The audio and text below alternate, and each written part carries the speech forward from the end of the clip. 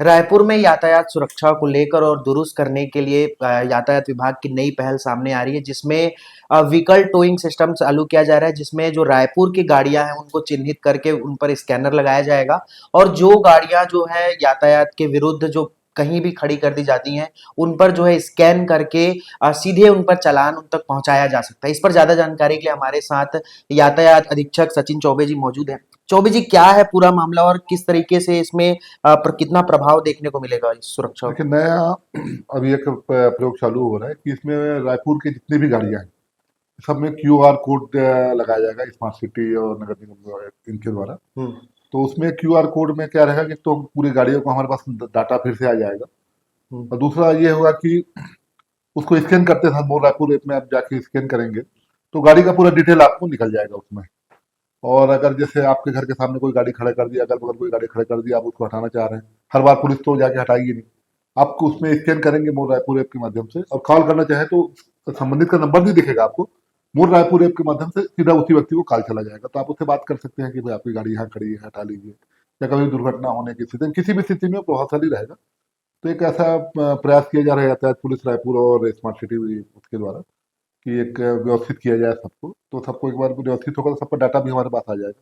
अच्छा चौबे जी, मान लीजिए कोई बाहर की गाड़ी है जो नो पार्किंग जोन में खड़ी है, तो उसके लिए फिर क्या क्या प्रावधान रहेगा? अभी तो देखिए बाहर का गाड़ी का तो अभी स्कैन नहीं करेंगे, अभी CG04 जो रायपुर में रजिस्टर्ड है इसको करेंगे।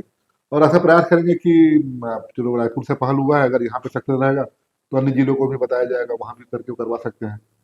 तो वो किसी भी जिले में अगर क्यूआर कोड से स्कैन होगा फिर इंटीग्रेटेड सिस्टम बन जाएगा।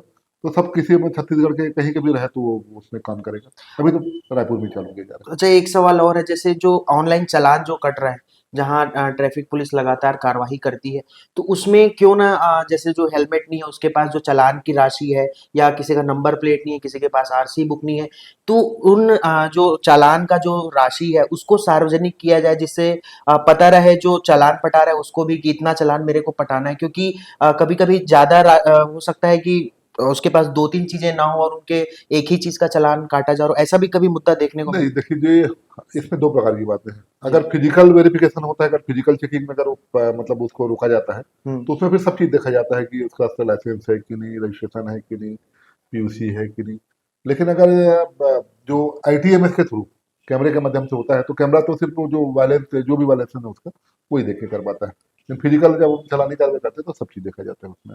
अच्छा, अभी कुछ दिन पहले शहरों में जो रॉन्ग साइड में चलते हैं उनके लिए टायर किलिंग ब्रेकर बनाने का जो था, वो प्रक्रिया कहाँ तक पहुँची है और अब इसमें वो नगर निगम और स्मार्ट सिटी को इनको करना है, अच्छा। तो वो उसके बारे में वही बता पाएंगे। उन्हीं का प्रपोजल था, उन्हीं का प्रस्ताव था, और वही लगवा रहे थे जहाँ पे लगवाना है। अच्छा। तो उसके बारे में जरा आपको संबंधित तो स्मार्ट सिटी बता पाएंगे। और ये जो स्कैन वाली प्रोसेस है ये कब से चालू हो जाएगी शहरों में? अभी इसको भी देखिए इसको इम्प्लीमेंट हमको करना है, लेकिन बाकी सब व्यवस्थाएं वो स्मार्ट सिटी और नगर निगम को नगर। करना है जी। ठीक। तो जब भी हमको बोलेंगे तो ये रोड पे इम्प्लीमेंट हमको करना है, तो हमको जैसे बता देंगे तो हम चालू करवा देंगे। ठीक। हमारे साथ मौजूद थे सचिन चौबे जी, जिन्होंने बताया कि यातायात को इससे और दुरुस्त और चुस्त भी किया जा सकता है, जिससे यातायात में जो आवागमन में जो परेशानियां होती हैं उसको कहीं ना कहीं इस तरीके से रोका जा सकता है। फिलहाल के लिए इतना ही। मेरे सहयोगी अभिषेक दास के साथ प्रियांशु कश्यप, वोकल टीवी रायपुर।